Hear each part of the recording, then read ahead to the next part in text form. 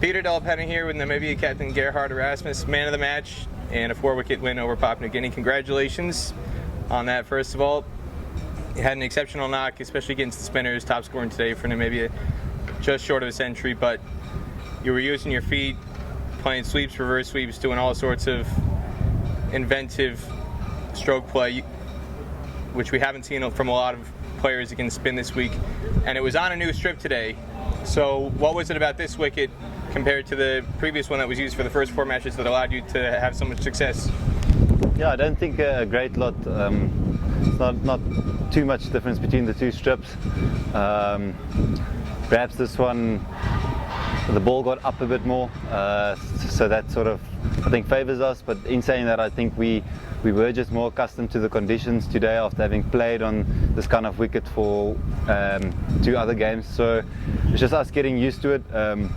It's a disappointment that we couldn't assess quickly and sort of play better on that first day. But yeah, happy with the win, happy with getting into the runs. I think it was an important innings in our team, for our team. And yeah, it's a good feeling.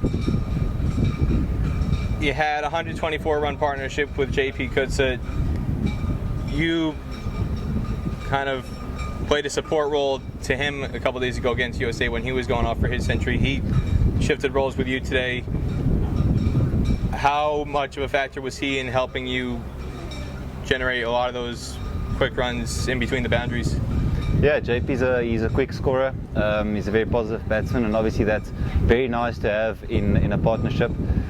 Being number 3 and 4, we are the engine room sort of the middle overs. So scoring at a good pace is very important for us. And JP is a guy that can do that. He has immensely good hands, and obviously he can clear the boundary. Yeah, but it was nice to see today that we can complement each other in both ways. So the other day I had to just give him a strike and make him tick, and today he had to sit back for a while. And yeah, it seems to be perhaps a good partnership that is building for us.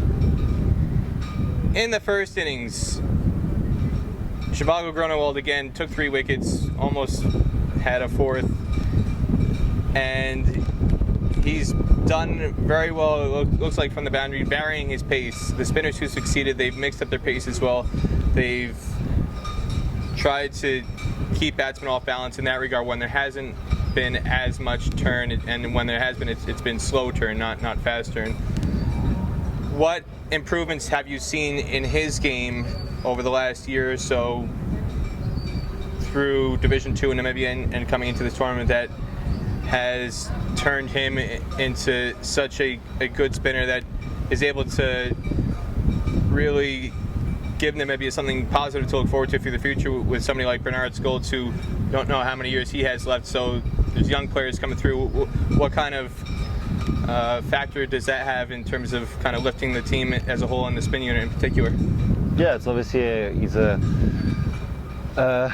major part of our spinning cavalry, and obviously it's good to have that competitiveness and that depth in the side. It makes Bernard and perhaps the other spinners, yeah, it makes them put some pressure on them for spots in the team, and that's what it's done for us. Pickie has bowled well. I think these conditions have suited him very nicely, but on another day it could be Bernard's chance again, and hopefully that would be tomorrow. So I don't really have any preferences on anyone at the moment, but I do think they both also complement each other in the way they bowl. They're different kind of left-arm spinners, so yeah, it's very nice sort of tools to have in the bag as a captain. And then one more point on the spinner is Pickie Groenewald, who bowled kind of an unsung spell against USA. He took the wicket of Stephen Taylor, and even though Pickie had the 5 for Pickie Groenewald bowled a very key spell that kind of flew under the radar after the 5 wickets that Pickie took. And again, he bowled a very, very good spell today, bowling off spin. So you've got that balance between the spinners. How would you evaluate how he's bowled in the last 2 matches?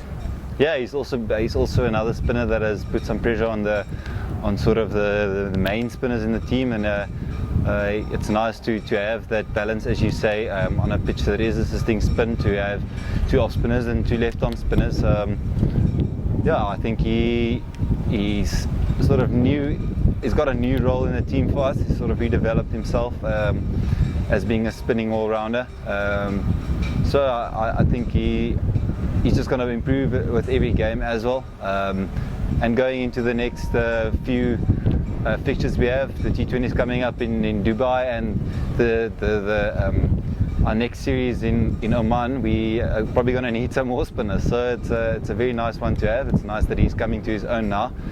He's also quite experienced. He's a bit older, so yeah, I mean, if he executes on the day, he's got such a good wrist. I think he can be unplayable. And also, I think there's obviously these wickets and the wind here with the drift complements what our spinners do. So that even made our balance more easier in terms of bowling plans.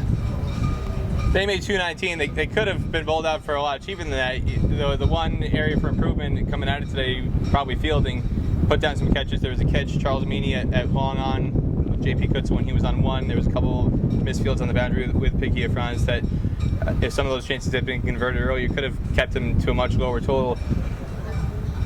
You mentioned the conditions in this ground, dealing with the wind, and it's blowing that way, and this is the side of the ground where the chances did go down with the wind. Whether you were fielding over there and you spent some time over there on the boundary today, or just in discussions with the teammates, how difficult has it been trying to factor in the wind in terms of judging chances? Yeah, obviously the wind plays a major factor. You don't often see that on video clips or whatever, but I don't think there's really been a 6 score to that side of the ground, and there's been plenty flying over this roof. So as a captain, that is a tough one. It's tough to judge when to get your fielders in the sort of the hard spots, your better fielders. So yeah, I think it's very important that we do that. It's very important that we sort of lift off our fielding standards one up tomorrow, because today wasn't our best. Can happen. Hopefully we can rectify that already tomorrow. Yeah, it's just one of those things. You have to free yourself up. If a few catches go down, you can't let it spread like a virus. You need to sort of put it to one side and see ball, catch ball kind of thing. Otherwise, if you start thinking about it too much, then it starts catching on, and that's not good for a team. But just literally from a technical standpoint, it was something that JP Coetzee brought up when I talked to him during after he scored a century, that the wind itself, he said, even in windhoek, you don't get winds that whip up this hard and this fast. So just from a technical standpoint, is it that much more difficult, or what kind of adjustments have guys had to make, just literally in terms of judging the ball in the context of the wind? Yeah, I think in Namibia the ball sort of flies further because we're higher in altitude. So we're used to balls going quickly. I just think perhaps a bit of gust and a bit of judgment. I mean, on a windy, if it's windy, the ball might swirl around a bit. So maybe tomorrow we could, as you say, technically be better, get under the ball a bit quicker, judge yourself, stay back if you're fielding against the wind, as in the ball's coming with the wind.